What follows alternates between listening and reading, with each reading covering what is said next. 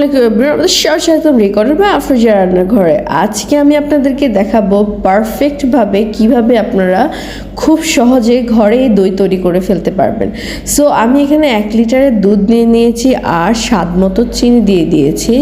এখানে দুধ জাল হতে হতে আমি এখানে ক্যারামেলটা করে নিয়েছি। সো ক্যারামেলটার কালারটা হবে এমন যাতে পোড়া না যায়, সেটার দিকে অবশ্যই খেয়াল রাখতে হবে, কারণ আবার বেশি কালার আনতে গেলে পুড়ে যাবে। সো দুধটা দেওয়ার সময় একটু কেয়ারফুলি থাকবেন, দুধটা উপরে চলে আসে। যাই হোক, ক্যারামেলকে কালার দেওয়ার পরে আমি দুধের সাথে এটা অ্যাড করে নিব। আমি বেশি কালার করিনি, কারণ আমার বেশি কালার দেখতে ভালো লাগে না। যদি একটু হোয়াইটনেস বা ক্রিমনেস একটা কালার আসলেই হয়, দ্যাটস এনাফ। তো এটাকে আমি ভালো করে একটু জাল করে নিব।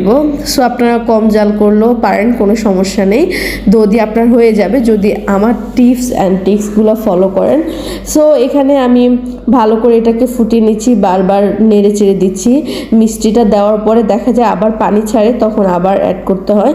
দেন এখানে আমি দই নিয়ে নিয়েছি। দইগুলা আমি আসলে ভালো করে ফাটিয়ে নিব যাতে কোনো বাবলস না থাকে। ভালো করে এটাকে ফাটাতে হবে। সো এটা ভালো করে ফাটানোর পরে আমি অ্যাড করে দিব দুধের মধ্যে। অ্যাড করে দেওয়ার পরে এটাকে ভালো করে মিক্স করতে হবে। সো এই মিক্স যত আপনি ভালো করে করবেন, আপনার দধিটা ততটাই বেস্ট, গুড, বেটার সবভাবেই বসবে। সো আপনার উপর ডিপেন্ড করে আপনি কতটা ভালো করে দধিটা মিক্সড করতে পারেন। সো আমার এখানে অলরেডি দেখতে পাচ্ছেন কত সুন্দর উপরে ফেনা চলে আসছে। সো আমি এই অবস্থায় দধিটা বাটিতে দিয়ে দিব, যে বাটিতে আমি দইটা বসাবো, আমার মতো করে, যাতে 1 বাটি নিয়ে 1 বাটি আমি খেয়ে ফেলতে পারি সেভাবে। সো আলহামদুলিল্লাহ, ফাইনালি আমার দইটা হয়ে গিয়েছে। কত সুন্দর হয়েছে দেখতে পাচ্ছেন।